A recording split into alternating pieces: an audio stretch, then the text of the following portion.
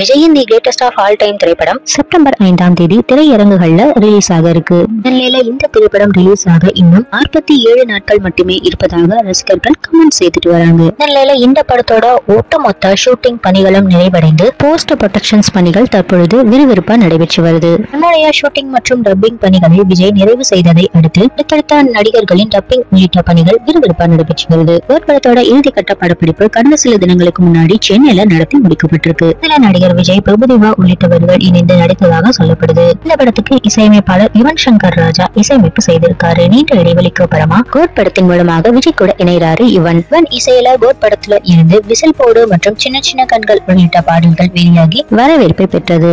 இந்த 2 பாடல்களையும் நடிகர் விஜய் பாடியிருக்காரு. குறிப்பாக மெலடியாக வெளியான 2வது பாடலில் மறைந்த பின்னணி பாடகி பவதாரணி வாய்ஸுடன் AI தொழில்நுட்பத்தை பயன்படுத்தி நடிகர் விஜய் இணைந்து பாடியிருக்காரு. நிலையில ஆகஸ்ட் முதல் வாரத்தில் இந்த படத்துல இருந்து 3வது பாடல் வெளியாக வாய்ப்புகள் இருப்பதாக சொல்லப்படுது. படத்தில் நடிகை த்ரிஷா விஜயுடன் இணைந்து ஒரு பாடலுக்கு ஆட்டம் போட்டிருக்கும் நிலையில் இந்த பாடல் தான் அடுத்ததாக லிரிக் வீடியோவாக வெளியாக போறதாக சொல்லப்படுது. இந்த படத்துக்கு பிறகு இந்த பாடல்ல விஜய் மற்றும் த்ரிஷா கெமிஸ்ட்ரி மீண்டும் ரசிகர்களை கவரும்னு எதிர்பார்க்கலாம். இந்த படத்தோட இசை வெளியீட்டு விழாவை ஆகஸ்ட் 3வது வாரத்தில் நடத்த திட்டமிட்டிருப்பதாக சொல்லப்படுது. அதனால அடுத்தடுத்த அப்டேட்களுடன் படக்குழுவினர் ரசிகர்களை சந்திப்பார்கள்னு எதிர்பார்க்கப்படுது. படத்தோட ப்ரமோஷன்களையும் முழு வீச்சில நடத்த திட்டமிட்டிருக்காங்களாம். ஏராளமான ரசிகர்களோட ஒரு படத்தை இயக்கி முடித்திருக்காரு வெங்கட் பிரபு. வழக்கமான அவரது கொண்டாட்டங்களுடன் ஒரு திரைப்படமும் வெளியாகி ரசிகர்களை கவரும்னு எதிர்பார்க்கலாம்.